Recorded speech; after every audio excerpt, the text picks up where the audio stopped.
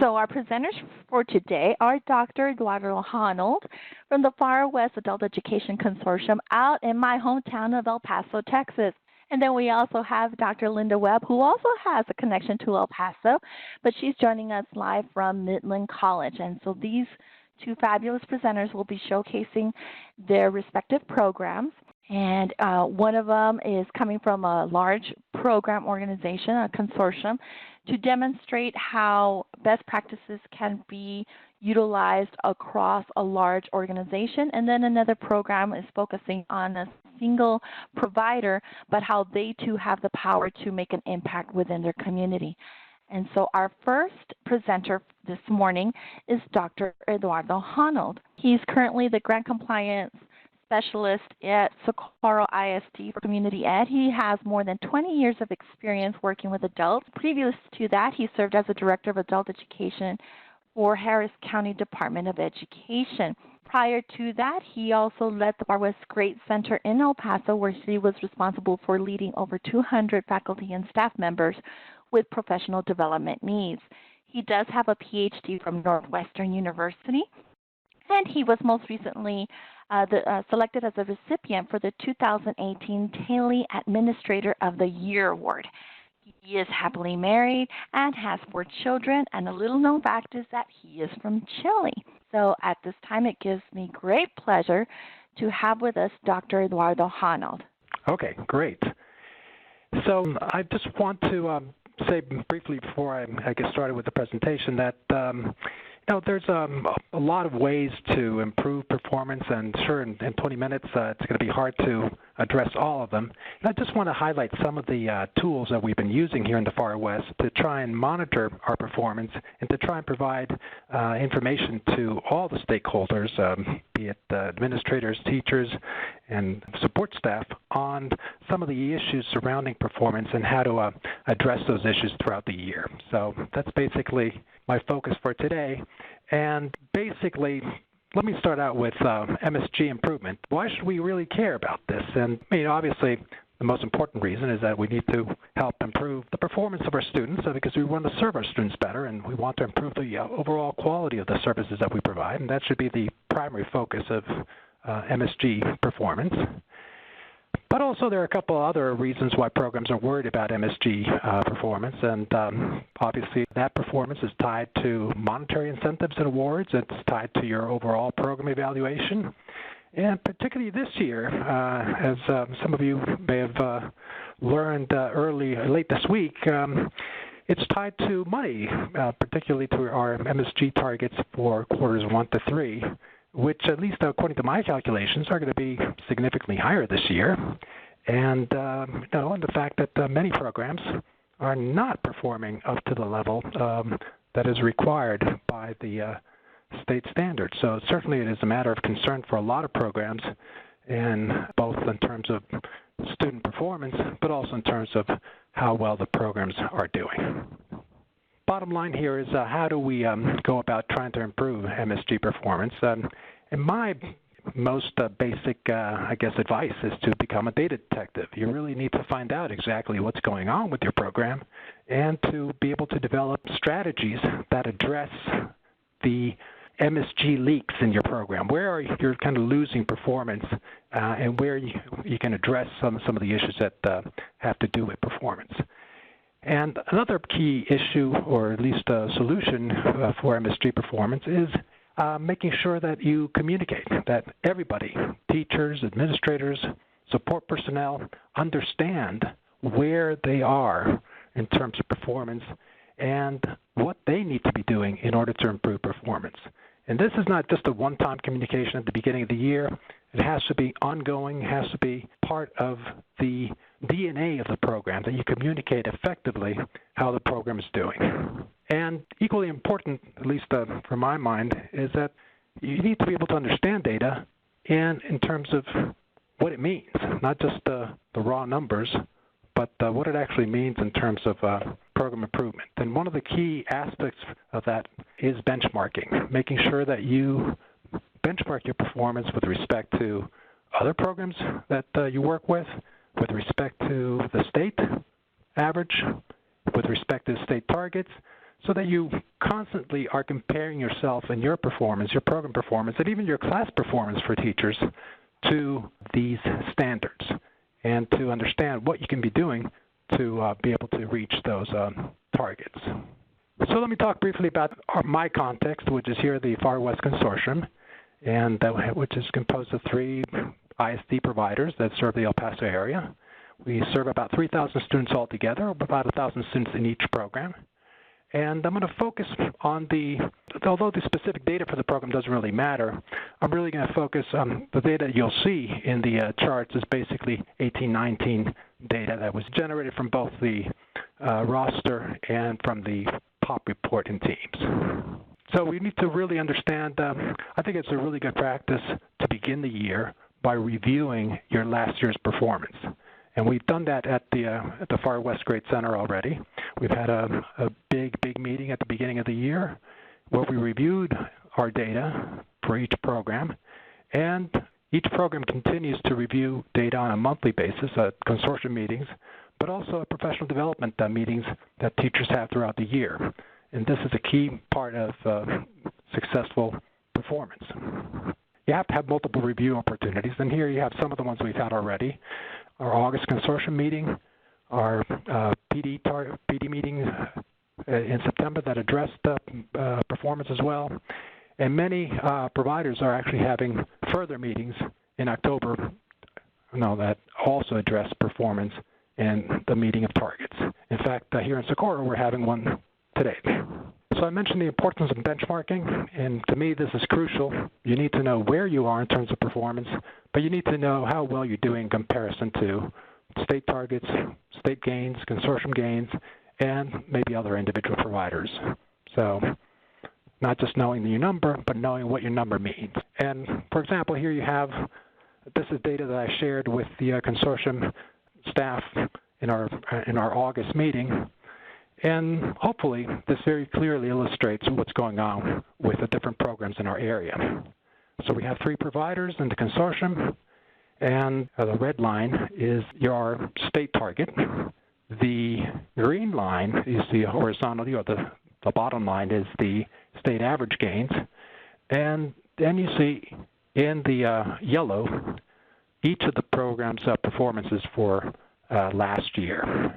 So very quickly, you can understand where you stand as a program.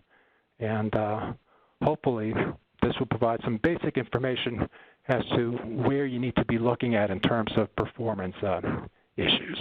But you need to break things down further. You can't look at just your overall performance.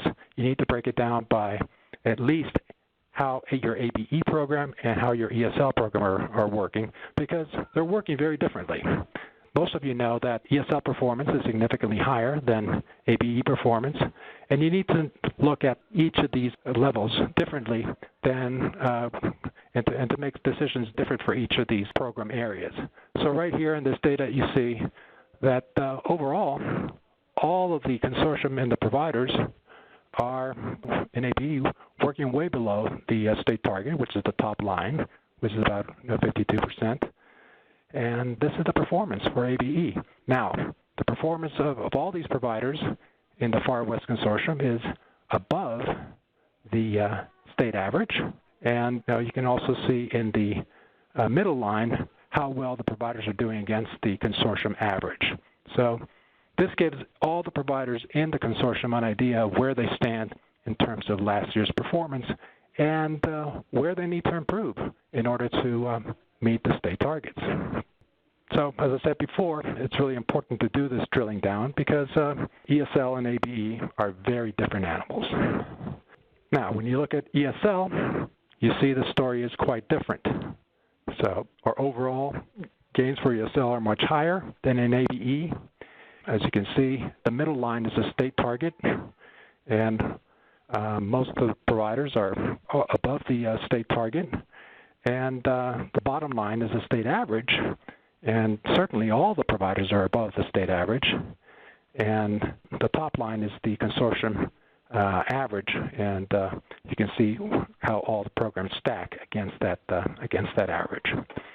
So I guess the bottom line is that having very clear visual ways of understanding how well a program is doing, and breaking down the information by areas of practice is an important first step in figuring out where you are and where you should be.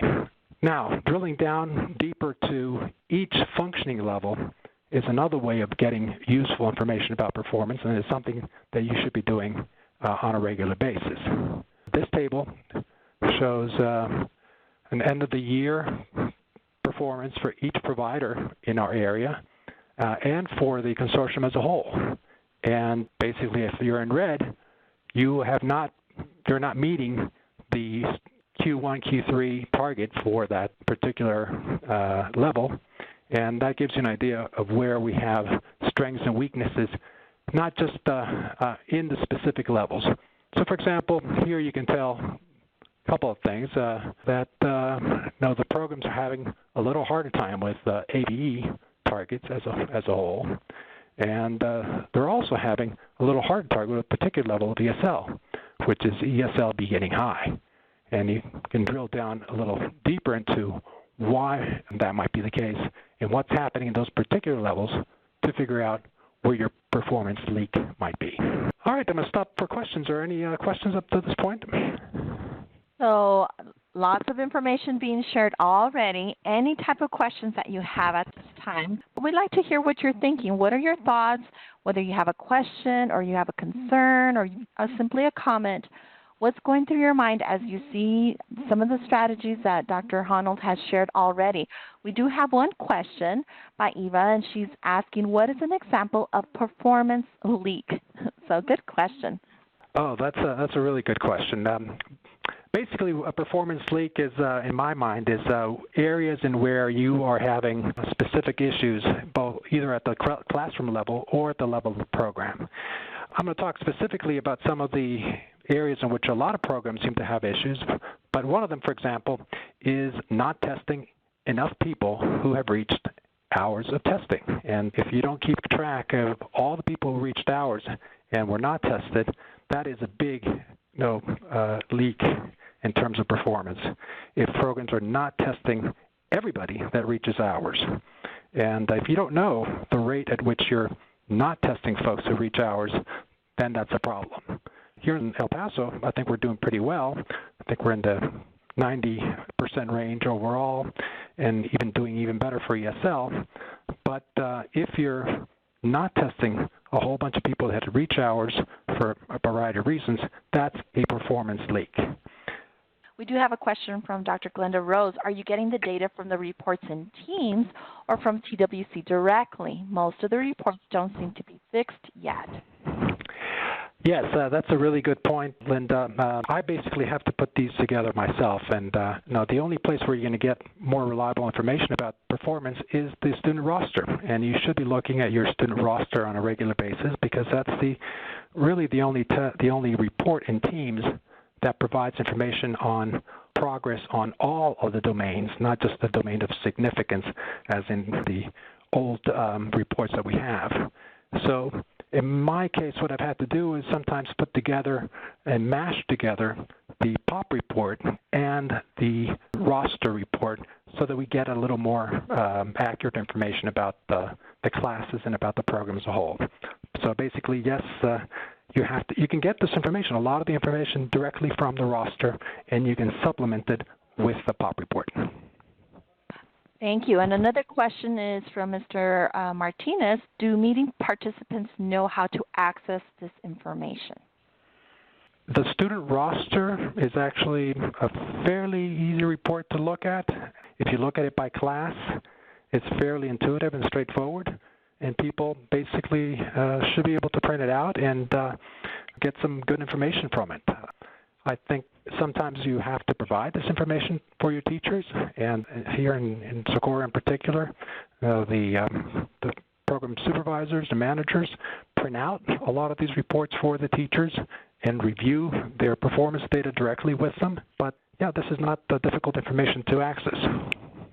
Going back to the leaks, I guess, in terms of performance, one of the things that your program really needs to do in terms of understanding data is the difference between retention, and post-test success. So when you look at your post-test performance data, basically, you're looking at a number that is composed of two things: how many people you tested and how well did they do in that test. And you need to understand, basically, which of those two factors is driving most of your performance. And the answer will be very different sometimes for different programs, for different classes, and the type of professional development that you might be recommending is going to vary based on that. So breaking down information for retention and post-test success is really an important part of what you need to be doing in terms of becoming a data detective for your program. So here's an example of the Far West Consortium, and the columns here that you see on the left of each provider, or the blue column, is the percentage of people that you post-tested. The middle column, or the orange column, is the people who made gains who took a post-test. And the gray, or the last column, the third column, is how many people actually made a gain or an MSG. And as you can see, there are different stories that are told by this data. Some programs have great, Provider 2 has great post-testing rates, 70.9%. That's pretty good. Other programs have a little lower rate of post-testing. But what you can see, at least here in ABE, is that all of them have trouble with making gains of the people who even post-tested. So on average, only about 56 or 57% of folks are making progress when they take an ABE post-test. So this gives you some information about whether the issue is post-testing or post-test success. And this is something that you need to be analyzing very carefully in your data. The ESL story is very different. As you can see, the middle column is for each provider is the percentage of folks who made progress after a post-test, and you can see that it's extremely high. For some providers, it's 95% for us. And that's really, really good. So the issue typically for ESL is not whether or not programs are successful in terms of performance. It really has to do with post-testing. So, and that blue line, or that first line for each provider, shows you how many people were post-tested. And the programs that were really, really successful were the ones that both had a high rate of post-testing and a pretty high rate of post-test success. And as you can see, the middle provider fits those categories. But interestingly, the middle provider is who has the highest overall MSG rate, has the lowest post-test success rate. So sometimes you can have a lower post-test success rate, but if you test enough folks, in this case 83% or almost 84% of your ESL folks, now you're still going to get ahead of the game. So that tells you a very different story in terms of where you need to be focusing for MSG success. For my mind, basically you need to promote more student connections in the classroom. You may consider, for example, a no-excuse attendance policy for the first 4 days of class. You may consider welcoming committees for late entry students. You may consider basically doing 3-week student surveys to see why people might be leaving or if they're considering leaving. You could consider doing more distance learning. Consider having attendance buddies or people that are checking on each other in terms of attendance. So a lot of these things, I think, can go a long way just in terms of classroom management in improving overall retention and engagement. Of course, there's a whole bunch of things you could be doing instructionally as well, like increasing classroom rigor, increasing the different modalities that you're using in class, technology, lectures, videos, and certainly focusing on engaging activities like project-based learning or pair and group work, role-playing. All those things will hopefully engage your students, make them stay a little longer, and give you a better chance of post-testing. Eduardo, I can tell this sounds like part 2 of Manicure Monday coming on with strategy. So great. Thank you for sharing that. And so those are the questions we have for now. If you'd like to continue. Okay, so as I said before, no, not just reviewing the data. It's important to review your last year's data and coming up with a game plan to reach your targets, but you have to be making ongoing adjustments on a monthly basis. So knowing where you are is really important, and communicating that information, especially if you're in part of a consortium, through consortium meetings, but also making sure that the information gets to your teachers. One of the things we do here at Socorro, we have professional learning communities, which are monthly professional development meetings, and data begins every meeting. So we look at data and see where we are, and we talk about adjustments that need to be made in every professional development meeting. So I think that's a really, really important point.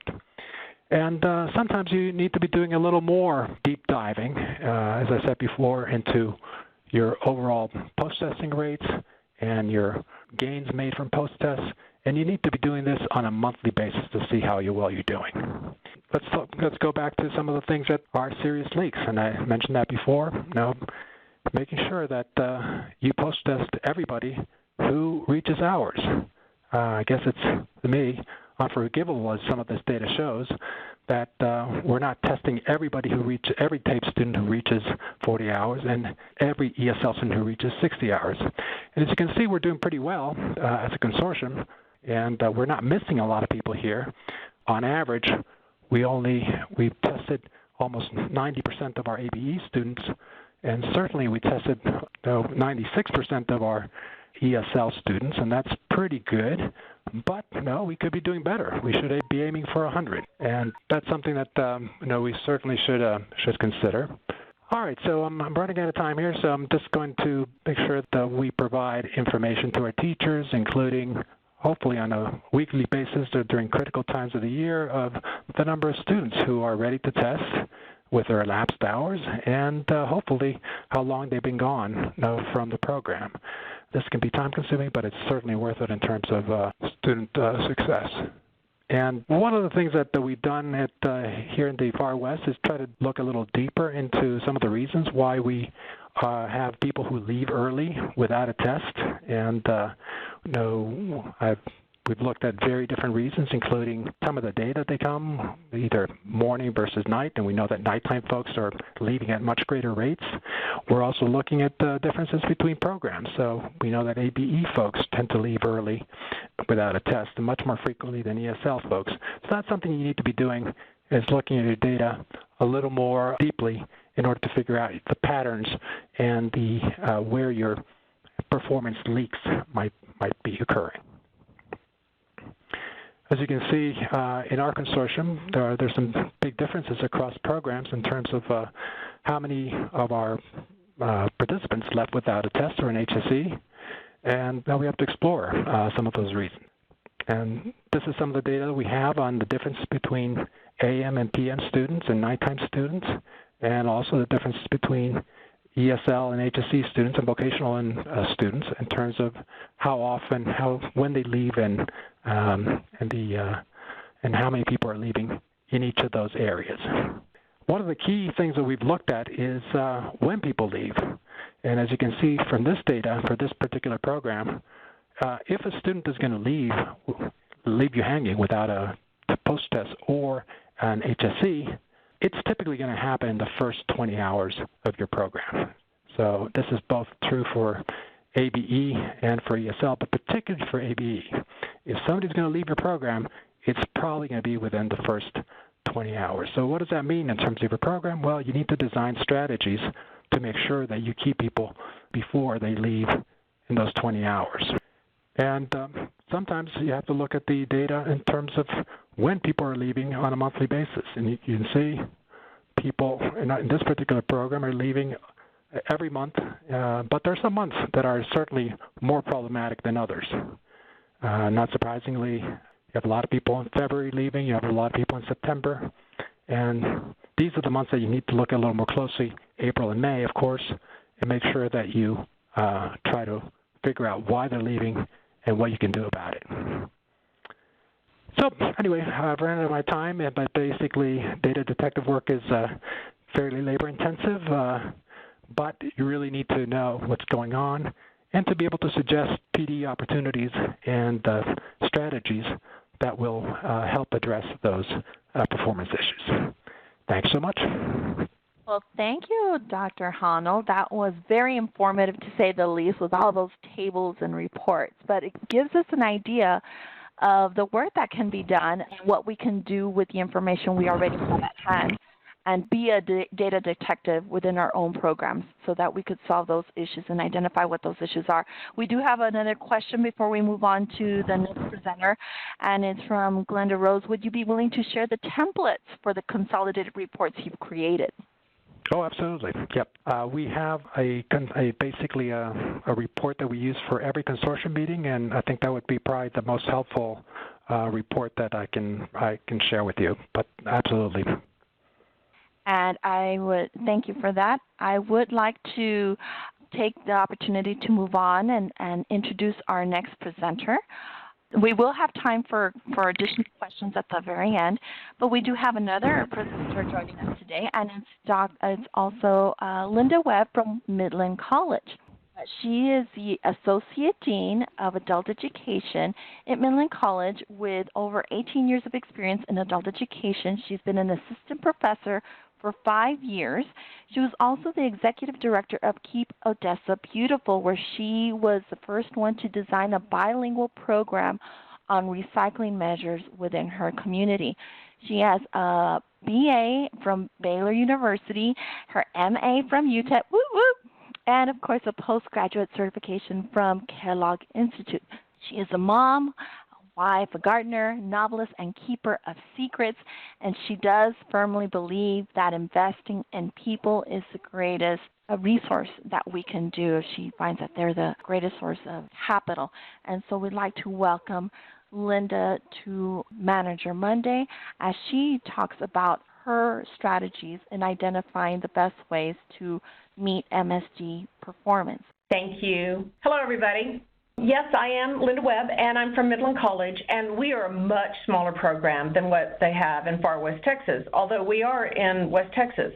And we have a series of issues that are a little bit different, but one of them has always been recruiting students so that we can fulfill the numbers that we're given by TWC. So one of the things that these past years, the 2 years that we've been on this grant, this is our second year independently, is we've had an adult education program in the region for 25 years, but very few people knew that we existed. And so we've spent this year forming an adult coalition, being part of a collaborative with with the Independent School District and 5 select elementary and junior high schools. And then each of these connections help us recruit not only students for our classes, our adult ed classes, but also for our IETs. And so it allows me to do more with the resources that we're given from TWC. Just to let you know, we're halfway between Dallas and El Paso, and on I-20. Our enrollment targets say that we have about 550 students, so we are really a smaller program. But what's interesting is, in this last year, after working and trying to get the word out about what adult education is for Midland, is that in the 2018-19 school year, we served 844 students, and 3/4 of our student population are ESL. So that is a different dynamic. Our Permian Basin Workforce Solutions serves 27,000 square miles. There are 4 community colleges in this area. And at one time we had a consortium, but we ran into so many problems with trying to manage the community college's finances. But we've all become great friends, and we do quite a few collaborative efforts together. So not too long ago, in March at COABE, I went to several of the meetings about how do you build a program and get the word out. And you're saying, well, how does this deal with measurable skills gains? And for a small program, it's always about bringing students into the program. How can I recruit them, and how can I get them into an IET? So in Nashville, they have a wonderful partnership with their county library. So I went back to our program and started talking to our county library. We've always had a relationship, but not an intensive one. So what we did is we now have the librarian and taught all of our instructors how to use their resources, and then they brought their bookmobile, and every single student in our adult ed program now has a library card. And we're building a summer program so we can develop a family literacy, so we can keep our students through the summer, but they can also bring their children along. So these are some of the things that we found already that have been successful. The library ran out of cards in August because we had so many adults that signed up for a card, and they've noticed their increase of growth. So we've been doing a lot of information with. We have a South Campus where our ESL program is, and our director, our ESL coordinator, is just so amazing. So she has networked with 5 of the elementary schools, and these are the most at-risk elementary schools, the students are. And so we've talked to the principals and we've talked to the ESL coordinator for the ISD. And in this, we've been able to collaborate with PTA and offer lessons and talk about our programs and be at their tailgate parties and a lot of the events. And we have a conversation program that we're building for lunchtime with moms to talk about issues of having kids in a public school system. But what's interesting is that each of these connections allows us to reach out into the community that we really want to serve. And many times, those individuals in the community don't have digital access. So their digital literacy is limited or none at all.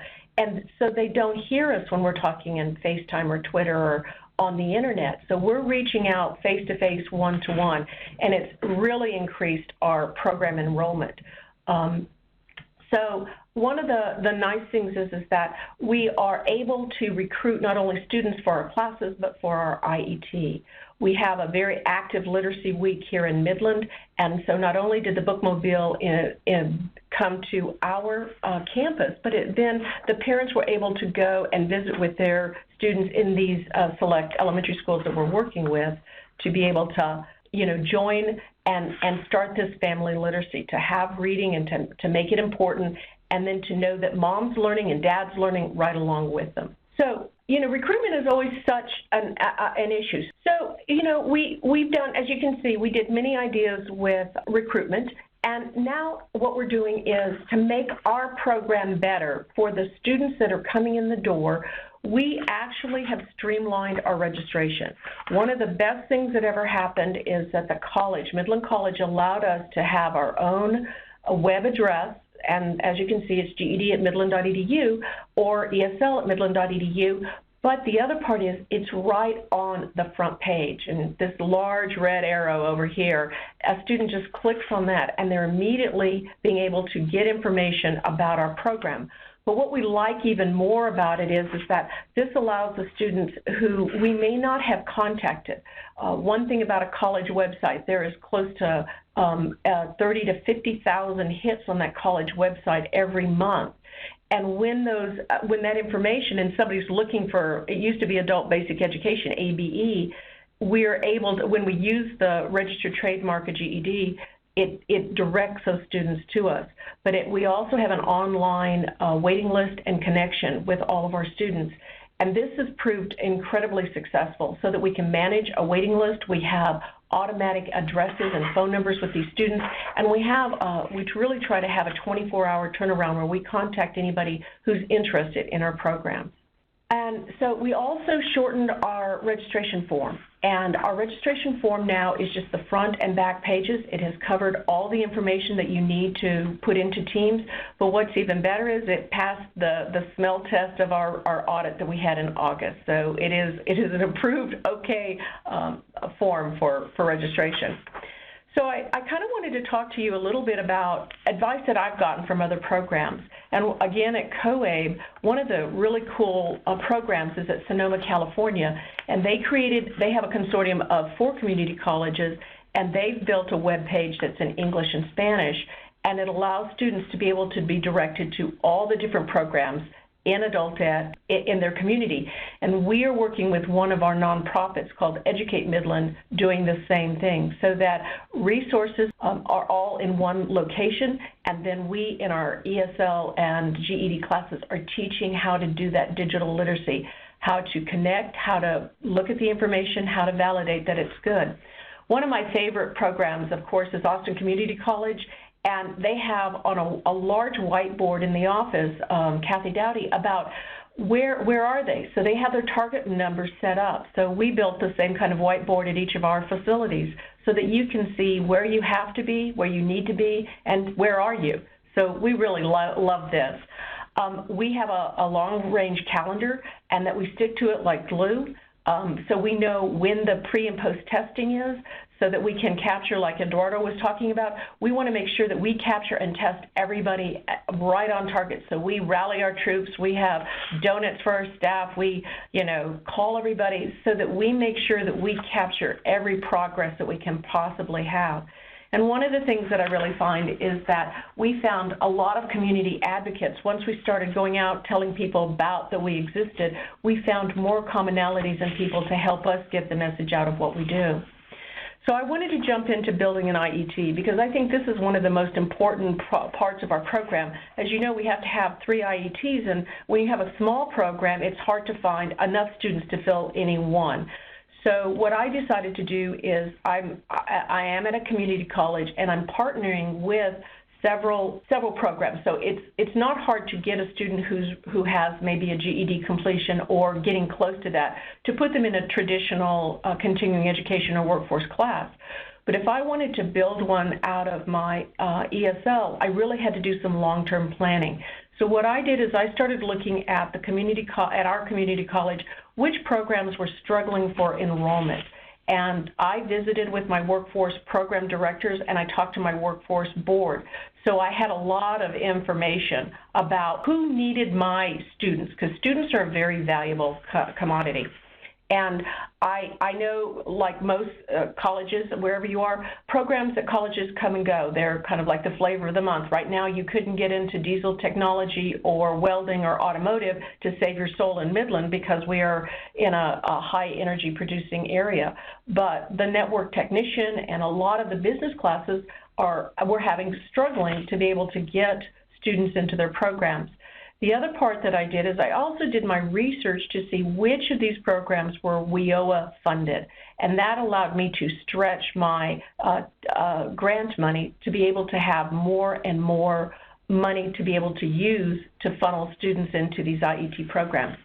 One of the things that we found when we're building these programs, the graduates of the programs are our best recruiters to the incoming class that we want to recruit from. We also invite all the program directors for Workforce CE to our classes to talk about the programs so they can see our students. And we're talking about ESL. This is really our best IETs are through our ESL programs. And I'll tell you that my college is just amazed to see 600 happy faces down, in the South facility on campus. We also, on the second week of school, after we've had a lot of conversation about these programs, we survey students to begin to see what their interest area is. I know that it's sometimes hard to get an adult education program to connect to a community college. And the one thing you have to remember is that adult ed has students, and there isn't a community college that wants to turn away a student because it means money in their pockets. The other part is make sure you flatter your program directors that are out there. Tell them that you're very interested. You think your students are interested. It's a two-way street, so it is always nice to have a little extra niceness in there. And the other one is that when you visit with your program director and they visited your program, ask some tough questions, because if you're creating an IET specifically for your ESL population, will they be willing to work with you? Will they be willing to work with that population? Will they be willing to have another instructor in the class? What language level do you want the students to have to be prepared? Would you be willing to break away from traditional hours? That's been the best thing for us, is this Monday, Wednesday, Friday, Tuesday, Thursday schedule that a community college has isn't always the best. So think about if they're willing to work with you. And we found some programs, and it's been incredibly successful.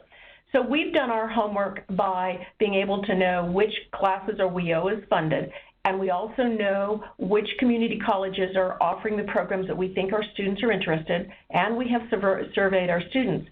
And I just wanted you to kind of get an idea of what it looks like on the Texas Workforce Commission's website. So this big red arrow on the right side is pointing to the web page. This web page will allow you to be able to jump in and look at the community colleges that are offering WIOA certified programs. And this is a good piece of information. As again, I said, we have 4 community colleges in our area, and so one program may be at another community college. And this is the huge link that opens it up.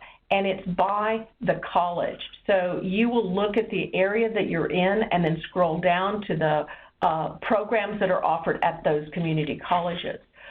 So we've got our program directors, we've got programs that we know that are funding available, but here's a really fun part is that as you're talking to your community college leaders, many of them don't understand WIOA, so you begin to say, this is a great way to fund a student to be able to come to college and to come into your program.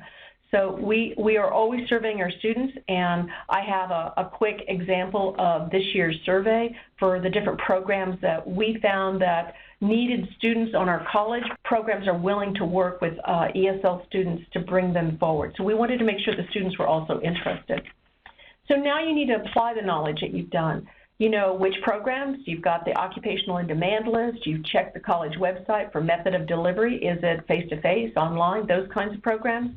You've introduced yourself to a program director and you've got a great relationship with them, having an open dialogue, and sometimes you've got to be brutally honest and accept no and then kind of push sometimes for a yes. Ask for the syllabus, because this really does help you when you're doing your survey to build your survey for your IET. We also survey our students so we know what is a short program. That has also been a big help, is that we know that we can complete this program within 16 class hours, or that we can do it in a semester or semester and a half. One of the things that we do like for our ESL students are these shorter programs, and the ones that we found recently for Midland College were this one, the administrative office clerk, the network technician, and we have our CDL program. So here's just, you can see it's 16 credit hours. The student can finish this in a semester. The program was willing to work with us, and so we broke this into 2 semesters, one in the fall and one in the spring. And we also start one in the spring and one that goes in the summer. And I'll tell you later why. This certification for the network technician is a very big in demand. This is a computer program, but it also goes with this administrative office assistant. So these are high demand programs, but short in length. I'll tell you one of the lessons, the best lessons I've learned is, do not start your IET on the same day that you're starting your a big fall class or right after Christmas classes. Try to stagger when you start your IETs. Another one is that community colleges have a hard time to not think of everything as being an academic path. Many of these programs that we're building, the IET programs, they can be done through workforce education, continuing education credits. They can be done through Workforce CE, and that does not, so they don't have to be TSI complete. Most of your smaller certificate programs do not require that you have your GED completed, so the student can have some of the GED done and then be working into these programs. Also, if your community college will talk to you about Workforce CE, it is much easier to register your ESL students into this program is through Workforce CE than it is to actually have them do the Applied Texas and go in that door. Another good question to think about is, because we can pay for the Workforce CE instructor, will they change the limit of the amount of students they'll allow in the class? Our network technician, because the first time we rolled it out was last spring, we have 11 students, and that's separated morning and night. And a maximum, well, a minimum is usually 14, and the dean was willing to work with us because we're paying the salary of the instructor. So, there's just conversations to have. Workforce, and this is something that you learn as you go along, but also to explain to your students, Workforce CE credits can be exchanged for college classes. They can start at any time.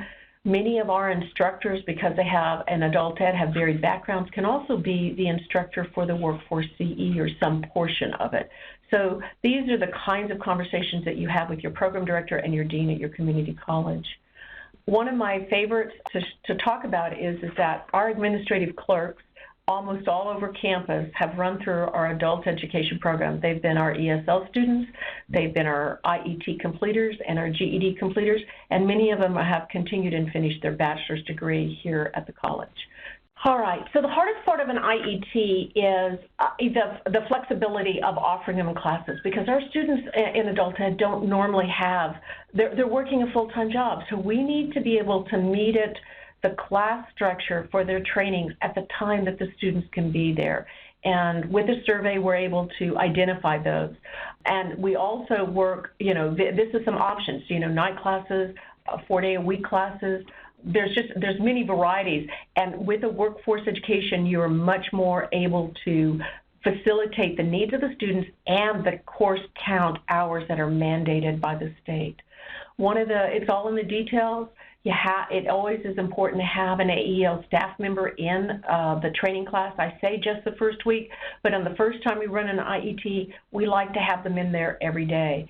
We also check our rosters to the class rosters because with anything working 2 institutionals and 2 very large like teams versus the college enrollment in Zanzibar, those enrollment systems can sometimes have glitches in them. We set up tutoring times, and we may not know what's a good tutoring time till we know what the deficits of the student may be in the class. We always discuss expectations of the instructor, and we ask them often, do they have any problems, or is there anything that they're worried about? So I thank you for your time. So we do have a question from Oscar asking if you would share the survey. Please email me, and I have access to all of these, and we would be glad to share them. I do want to say that I'd like to thank the presenters for their time and commitment, for the hard work. As you can see, the amount of work that went into developing this presentation. I mean, they let nothing out, of this presentation. So thank you both for your time and in preparing this. Thank you once again for joining us, and this concludes our webinar presentation.